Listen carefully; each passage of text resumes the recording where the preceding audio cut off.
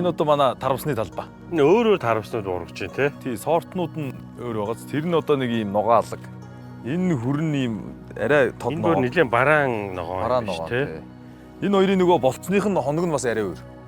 А тийм үү. Тий. Одоо 90 хоногтой хамгийн богино хугацаанд болдог нь 60 хоногтой байдаг.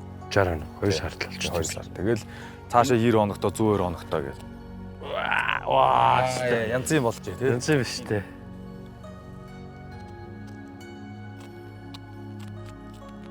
Зүгээр тасгалж юм байна тий. Жинхэнэ Монголын хөрсөнд орсон Монголын органик шивгаа шүү дээ. Одоо та нэг юм шивгаатай газар ирсэн юм шиг. Хоёр хазаал хаях уу?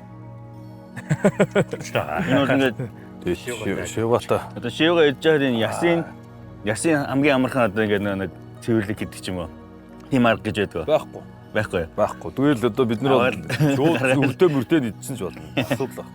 Тэгээ шивгооны өрчин маш сайн тэгээд байгаа шүү дээ.